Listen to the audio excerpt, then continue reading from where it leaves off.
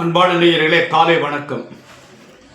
பால் நினைந்தொட்டும் தாயினும் சால பரிந்தினே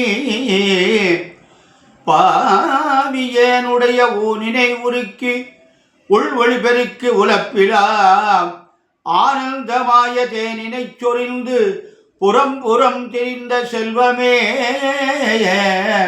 சிவபெருமானே, யானுனை தொடர்ந்து சிக்கனப் பிடித்தேன் எங்கு எழுந்து அருள்வது இனியே. கல்லா மனத்து கடைப்பட்ட நாயேனை வெள்ளாளல் தென்னல் பெருந்துரையான் வெள்ளாளல் தென்னல் பெருந்துரையான் கல்லை பிசைந்து கனியாக்கி வெள்ளத்தழுத்தி வினைகடிந்த வேதியனை தில்லை நகர்புக்கு சிற்றம்பலம் என்னும் ஒல்லை விடையானை பாடுதுங்கான் அம்மானாய். அன்பார்ந்த நேயர்களே, இன்று மார்கழி மாதம் 16ஆம் நாள் புதன்கிழமை, துவாதசி, கார்த்திகை நட்சத்திரம், அமிர்த யோகம். ராகு காலம் 11 மணிக்கு 12 முதல் 1:30, யமகண்டம் 7:30 முதல் 9, குளிகம் 12 முதல் 1:30. குளிகன் சூலம் வடக்கு, பரிகாரம் பால். அன்பான நேயர்களே, இன்று கிரகங்கள்லாம் எப்படி இருக்கிறது? இன்று தனுசில் சூரியன், செவ்வாய், புதன், சுக்கிரன் இவ்வளோ பேரும் தனுசில் இருக்காங்க. ஒரு 4 பேர் அதில் இருக்காங்க. அடுத்து சனி, ராகு கும்பத்தில் இருக்காங்க. சந்திரன் ரிஷபத்துக்கு வந்துட்டார். குரு மிதுனத்தில் இருக்காரு. கேது சிம்மத்தில் இருக்குது. இது இந்த கிரகங்களுடைய நிலைமை. இந்த ராசி பலன்கள்லாம் எப்படி இருக்கிறது என்று பார்ப்போம். மேஷ ராசிக்கு குரு பகவான் 3ஆம் இடத்துல இருக்கார். குரு நல்ல இடத்துல இல்லை. அவர் இன்னொரு 18 மாதம் நல்ல இடத்துல இருக்க மாட்டார். 3 நாள் குருவுக்கு நல்ல இடம் இல்லை. அதனால் பார்த்து கவனமாக நடந்து கொள்ளுங்கள். ஆனால் சனி, ராகு உங்களுக்கு 11ஆம் இடத்துல லாபஸ்தலத்தில் இருக்கார். ஆனால் அந்த சனி பகவான் இப்போ மாதம் 22ஆம் தேதி பயிற்சியாக போகிறாரு. ராகு மட்டும் அதில் இருப்பார். அதனால் மேஷராசி என்பவர்களுக்கு பார்த்து கவனமாக நடந்து கொள்ளுங்கள், நல்லது. 7:30 வேறு ஆரம்பிக்க போகுது அப்படின்னு ஒரு கருத்து இருக்குது. அன்பான ரிஷபராசி என்பவர்களை உங்களுக்கு நேரம் எப்படி இருக்குன்னு கேட்டீங்கன்னா, அருமையான நேரம். உங்களுக்கு ரிஷபராசி என்பவர்களுக்கு குரு 2ல் இருக்குது. சனி பகவான், ராகுவான் 10ல் இருக்குது. தொழில் சாணம் பிரமாதமாக இருக்கும். நல்ல முன்னேற்றம் தரும். நல்ல கவனமாக நடந்து கொள்ளலாம். அன்பான ரிஷபராசி என்பவர்களை குரு 2ஆம் இடத்தில் இருப்பது மிகச்சிறப்பு, நல்லது. நல்ல காரியம் பூரா நடைபெறும். இந்த 6 மாதத்துக்கு உங்களுக்கு அருமையாக இருக்குது.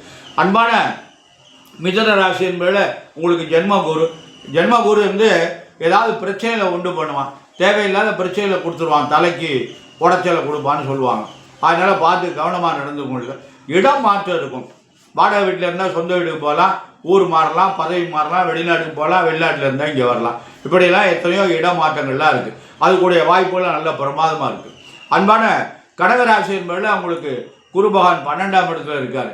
தேவையற்ற செலவுகளை ஏற்படுத்துவார். பார்த்து ஜாக்கிரதையாக நடந்து கொள்ளுங்கள். அன்பான நேயர்களை நல்ல செலவுகளாக பண்ணுவோம். இடம் வாங்க, வீடு கட்டுங்க, திருமணம் பண்ணுறதுக்கு வாய்ப்பு இருந்தால் திருமணத்தை செய்யுங்க. அன்பான கடகராசி என்பதில் ரொம்ப கவனம் தேவை. அன்பான சிம்ம ராசி என்பதில் உங்களுக்கு குருபான் 11ஆம் இடத்துல இருக்கார். இருப்பினும் சனி, ராகு 7ல் இருக்கார். மனைவி கணவனுடைய உடல்நிலை ரொம்ப கவனமாக இருக்கணும். அதனால் பார்த்து நடந்து கொள்ளுங்கள். 7ஆம் இடத்துல யாருமே இருக்கக்கூடாது அப்படின்னு ஒரு விதி இருக்குது. அதனால் இப்போ நீங்கள் குருபான் மட்டும் உங்களுக்கு நல்ல லாபஸ்தானத்தில் இருக்கார், நன்மை செய்வார். கன்னிராசி என்பதில் உங்களுக்கு குருபான் 10ல் இருக்கார். 10ல் இருந்தால் பதவி பறிபோகும்னு சொல்லுவாங்க. சில பேர் இது அமோகமாக இருக்குதுன்னு சொல்கிறாங்க. நிச்சயமாக 10ஆம் இடத்துல குரு இருக்கிறது நல்லது பண்ண மாட்டார். ஏன்னா குரு பகவானுக்கு சில வீடுகள் நல்ல வீடுகள் கிடையாது. அதில் 10ஆம் இடமும் ஒரு இடம். அதனால் பதவி பறிபோகும். அதனால் நீங்கள் முன்னாடி போகணும்னு நினச்சிங்கன்னா பின்னாடி தள்ளி விட்டுருவாங்க. ரொம்ப மேலதிகாரிட்ட பணிவாக நடந்து கொள்ளுங்கள். வாடிக்கை கடை வச்சுருக்கீங்களா, வாடிக்கையாளர்கிட்ட ரொம்ப பக்குவமாக நடந்து கொள்ளுங்கள். அன்பான துளாராசி என்பதில் உங்களுக்கு அமோகமான நாள். குரு 9ஆம் இடத்துல இருக்கார். ஏன்னா 6 மாதத்துக்கு இதில் இருப்பார். அமோகமான நாள், நல்லதெல்லாம் நடக்கும். அன்பான துளாராசி என்பதில் உங்களுக்கு என்னென்ன தேவையோ அந்த காரியங்கள் கூட நடக்கும். விருச்சிக ராசி என்பதில் உங்களுக்கு 8ல் குரு. நல்ல காரியங்கள்லாம் தடைப்படும். புதுசாக எதையும் செய்யாதீங்க, முதலீடு பண்ணாதீங்க, கவனமாக நடந்து கொள்ளுங்கள். தனுசு ராசி என்பதில் உங்களுக்கு அருமையான நாள். இப்போ தனுசு ராசி என்பது குருபான் சித்திரை வரையும் இருக்கார். அதனால் கல்யாணம்லாம் நடக்கும், நல்லது நடக்கும். குழந்தை ஏற்படாதவங்களுக்கு குழந்தை ஏற்படும், வீடு கட்டலாம், வெளிநாட்டுக்கு போகலாம், தொழில் துவங்கலாம். இது மாதிரி தனுசு ராசி என்பவர்களுக்கு நல்லது நடக்கும். மகர ராசி என்பதில் உங்களுக்கு ஏழரையினுடைய தாக்கம் இருக்கிறது, பார்த்து ஜாக்கிரதையாக நடந்து கொள்ளுங்கள். 7 சனி மாதம் 22ஆம் தேதி வரை இருக்குது. அதுக்கப்புறம் சனி பயிற்சி ஆகுது. அதுக்கப்புறம் உங்களுக்கு 7 உங்களை விட்டு விலகிறது. அதனால் பார்த்து கவனமாக நடந்து கொள்ளுங்கள். கும்பராசி என்பது குருபான் உங்களுக்கு 5ஆம் இடத்துல இருக்காரு, நல்லது, நல்ல காரியம்லாம் நடக்கும். இருந்தாலும் 7 சனி இருக்கிறது. இப்போ ஜென்மச்சனி நடந்து கொண்டு இருக்கிறது, அது விலக போகுது, ஜென்மத்திலேருந்து முடிய போகுது. இன்னும் ஒரு 2.5 வருஷம் அந்த பக்கம் 7 கழிவு நேரம் இருக்குது, பார்த்து ஜாக்கிரதையாக நடந்து கொள்ளுங்கள். அன்பான மீனராசி என்பதில் உங்களுக்கு இப்போது ஜென்மத்துக்கு சனி வர போகிறாரு, வந்துக்கிட்டு இருக்காருன்னு வச்சுக்கோங்களேன். அதனால் குருபான் 4ல் இருக்கார், அவரும் சரியில்லை, பார்த்து கவனமாக நடந்து கொள்ளுங்கள். மீனராசி, கும்பராசி, மகர ராசி என்பதற்கு 7 இருக்கிறது. சனிக்கிழமை தோறும் சனி பகவானுக்கு எள்ளு விளக்கு போடுங்க, காக்காய்க்கு எள்ளு சாதம் வைங்க, கோளறு திருப்பதியும் பாராயணம் பண்ணுங்க, உங்களுக்கு நல்ல பலன்கள்லாம் நடைபெறும். அன்பான நேயர்களை, நாம்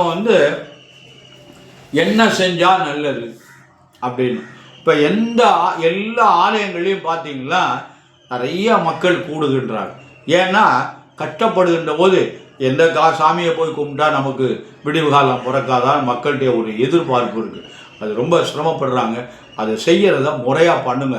அதாவது முறை தவறி எதையும் பண்ணாதுங்க. இந்த மக்கள்கிட்ட ஒரு முக்கியமான அமைப்பு இருக்குது.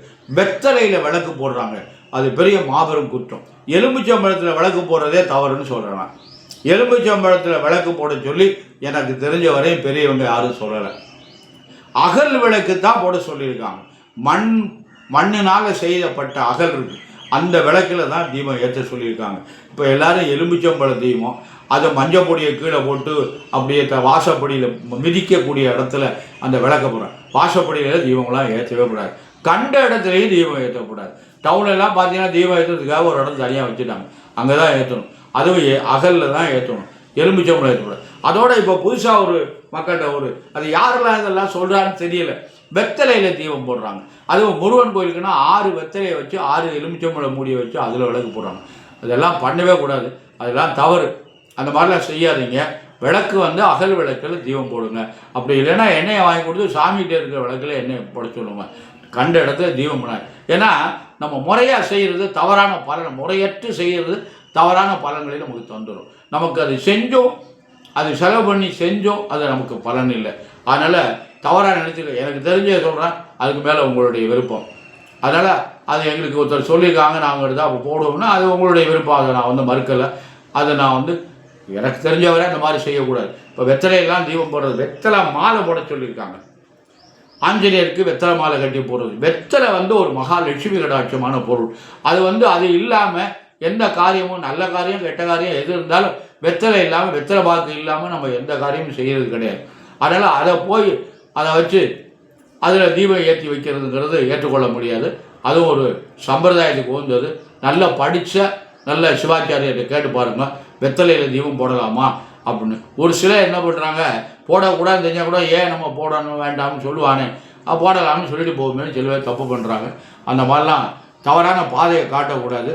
அதனால் அன்பான நேயர்களை, நம்ம முறையை எந்த காரியத்தை நாம் செய்தாலும் முறைப்படி செய்தோமையானால் அதுக்கு பலன் நிச்சயமாக உண்டு. ஒவ்வொருத்தரும் என்னென்னமோலாம் பண்ணுறாங்க, என்னென்னமோலாம் சொல்கிறாங்க. இந்த அறகுறையாக படிச்சுக்கிட்டு இருக்காங்களே, அவங்கள்ட்ட கேட்டுட்டு அவங்க அதை சொன்னால் நல்லது, இந்த அம்பாளுக்கு இதை பண்ணால் நல்லது, அதை பண்ணால் நல்லது அப்படின்லாம் சொல்கிறாங்க. அது ஏற்றுக்கொள்ள முடியாது. அதனால் இறை வழிபாட்டுக்கு நாம் செய்வதுன்னு ஒரு கருத்து இருக்குது. இப்படித்தான் பண்ணணும்னு பெரியவங்க நமக்கு சில பழக்க வழக்கங்களாக ஏற்படுத்தியிருக்காங்க.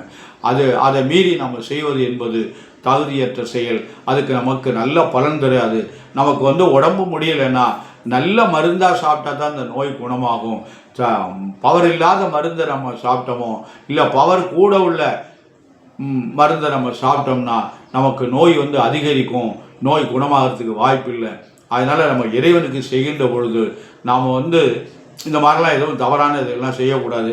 அன்பான நேயர்களை, நம்முடைய மக்கள் எல்லோரும் நலமாக இருக்கணும், நம்ம குழந்தைகள் நன்றாக படிக்கணும், அந்த குழந்தைகள் கை நிறைய சம்பாதிக்கணும், அந்த குழந்தைகளுக்கு நல்ல வாழ்க்கை துணை அமையணும், அந்த குழந்தைகளுக்கு நல்ல குழந்தைகள் பிறக்கணும், அதனுடைய எதிர்காலம் நிறைவாக இருக்கணும் என்பதற்காக எல்லாம் வல்ல எம்பெருமான் சர்வேஸ்வரனையும் வள்ளல் பெருமான் வள்ளியில் மணாளன் முருகப்பெருமானையும் என் அன்னை மாதா பராசக்தி துர்கா பரமேஸ்வரி அன்னை மாதா ஸ்ரீ முத்துமகாமாரியம்பியும் பிரார்த்தனை செய்து நிறைவு செய்கிறேன். நன்றி, வணக்கம்.